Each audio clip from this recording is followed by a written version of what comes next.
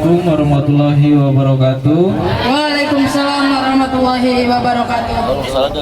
Di sini saya ingin mensosialisasikan tentang pengolahan limbah rumah tangga menjadi pupuk kompos organik.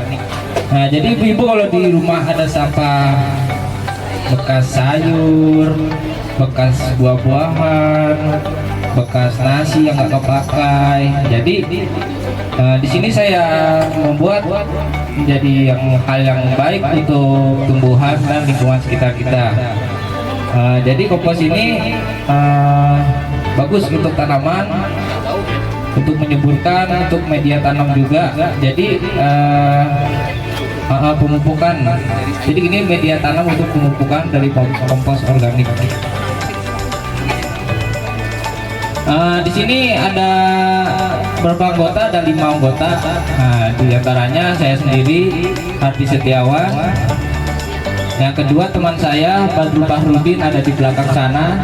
Yang ketiga ada teman saya Muhammad Dafa Izzuddin Ifat, ada tuh yang lagi dokumentasi juga di belakang. Yang ada lagi teman saya Muhammad Wildan Fahrezi, teman saya juga ada bagian dokumentasi. Yang sebelah saya adalah Muhammad Waskito Rafa Atahila.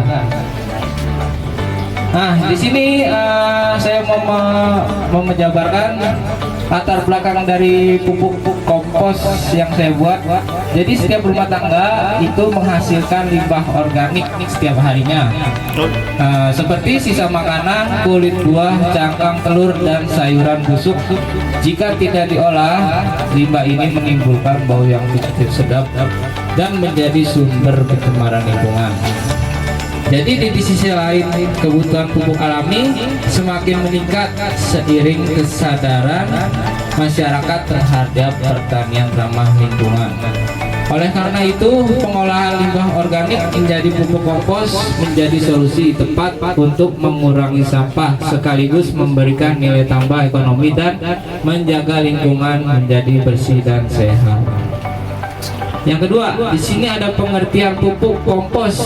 Nah, jadi di sini pupuk kompos adalah pupuk organik yang menghasilkan dari proses penguraian bahan-bahan organik oleh mikroorganisme. Proses ini disebut dekomposisi yang membutuhkan waktu kelembapan serta aerasi yang baik. Hasilnya berupa bahan mirip tanah berwarna coklat kehitaman dan berbau tanah segar. Jadi kompos ini berfungsi memperbaiki struktur tanah, meningkatkan kandungan unsur hara, serta menjaga kelembapan tanah sehingga sangat bermanfaat bagi tanaman. Yang ketiga, nah di sini ibu manfaatnya apa aja sih yang ada di limbah rumah tangga? Nah, jadi ibu-ibu di sini manfaatnya banyak ibu, ada 4 macam. Nah, di sini yang pertama, mengolah limbah rumah tangga menjadi kompos memiliki berbagai manfaat yang signifikan, yaitu sebagai berikut.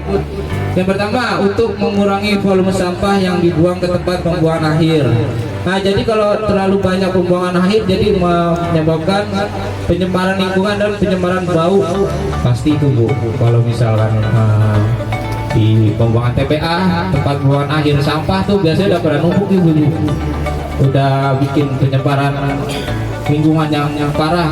Takutnya kan namanya kita hirup setiap hari, pasti kan udaranya juga bau juga gitu. Jadi nggak sehat untuk bagi tubuh kita ibu. Nah, yang kedua, menghemat biaya pembelian pupuk kimia bagi masyarakat. Nah, ini pupuk kimia itu berbahaya bu kalau berlebihan untuk tanaman, karena itu mengandung zat-zat kimia. Takutnya kenapa? Sebagai tanaman juga kan butuh hidup, dia butuh alami. Jadi kalau kimia itu kan kalau berlebihan juga nggak sehat ibu. Itu maksudnya kalau di pengeluaran kan dia kan punya mutualisme, simbiolisme dan mutualisme. Jadi ya harus yang lebih baik lagi untuk tanaman juga. Yang ketiga, membantu menjaga kesuburan tanah tanpa menimbulkan efek samping terhadap lingkungan. Selain itu, kegiatan ini juga dapat dijadikan sebagai proyek lingkungan sekolah, usaha kecil, rumah tangga, ataupun kegiatan tong sampah organik yang memiliki nilai ekonomi. Nah, di sini ada jenis limbah apa aja sih yang ada dikomposkan?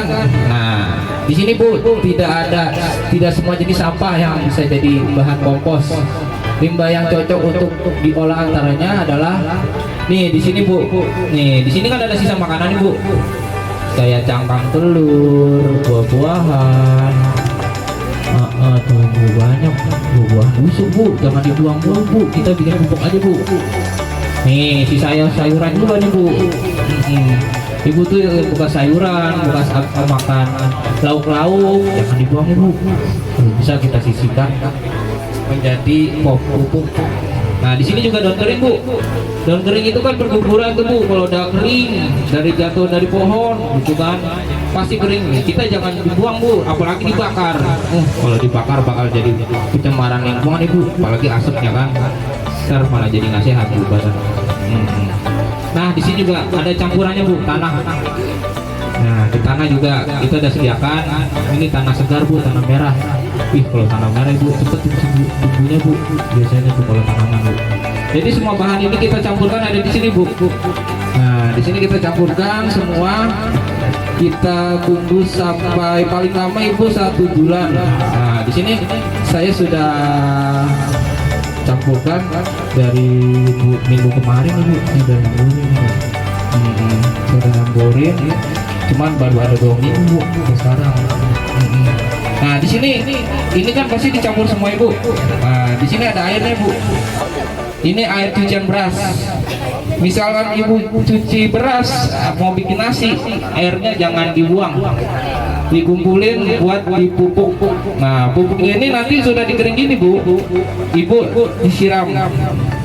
disiram, cuman jangan terlalu banyak Ibu. Nanti malah jadi lemah, jadi basah. Kalau mau secukupnya aja. Nah, pasti di sini ada tetesan airnya Bu. Nih, ada di bawah Bu. Tuh, warna coklat. Ini bekas dari air dari pupuk keringnya dari atas Bu, atas ke bawah. Nah, di sini airnya juga bermanfaat Ibu. Jadi bermanfaatnya itu untuk menyirapi tanaman. Jadi biar ada nutrisi vitaminnya Ibu. Jadi nilai plus dari pupuk media kita, pupuk kompos, ditambah cairannya ini pupuk kompos cuman media akhir di sini Ibu. Yang selanjutnya Ibu. Nah, di sini persiapkan alat bahan. Itu tadi saya sudah sampaikan semua ada di sini juga Ibu. Saya sekali lagi. Nah, itu juga gambar-gambarnya sudah ada. Nah, nih langkah pertama pengumpulan dan pemilahan limbah. Langkah pertama adalah pembuatan kompos, adalah mengumpulkan limbah organik dari dapur rumah tangga. Pastikan hanya bahan alamnya digunakan tanpa campuran plastik, logam, minyak berlebihan. Setelah dipotong organik kecil agar pengadaan lebih baik dan pemilihan ini jadi tahap penting memastikan kualitas yang bebas dari bahan pencemar. Udah Ibu ya, di sini kita durasi Bu. Durasi 10 menit. Sebentar Ibu ya. Nah ini tadi saya sudah jelaskan semuanya. Pengomposan. Nah di sini proses pengomposan biasanya berlangsung antara 4 dan hingga 8 minggu. Tapi lebih baik 1 bulan Ibu. Jadi biar lebih kandungannya lebih bagus lagi untuk pemupukan. Jadi tergantung kondisi bahan dan suhu lingkungan selama proses ini suhu tumpukan kompos yang meningkat sebagai tanda aktivitas mikroba yang tinggi. Jaga kelembapan agar tidak terlalu kering atau basah. Pastikan tetap hangat kisaran suhu 40 derajat sampai 60 derajat. Baunya jika bau busuk berarti terlalu basah atau kurang udara, maka harus diaduk. Kompos yang digunakan adalah ketika warna coklat tua berbau tanah segar dan bertekstur. Nah, kesimpulannya, pembuatan pupuk kompos dari limbah rumah tangga merupakan langkah nyata dalam mewujudkan gaya hidup berkelanjutan melalui proses sederhana seperti pengumpulan, pencampuran, dan pengomposan setiap rumah tangga dapat mengubah sampah menjadi sumber daya yang bermanfaat dan bernilai tinggi untuk menjaga lingkungan menjadi bersih dan sehat. Sekian dari kelompok kami. Ada yang mau ditanyakan? Sudah Ibu ada nggak? Sudah cukup? Ya. Sudah Ibu ya? Iya. Untuk sekian dari kelompok kami. Wassalamualaikum warahmatullahi wabarakatuh. Waalaikumsalam warahmatullahi wabarakatuh.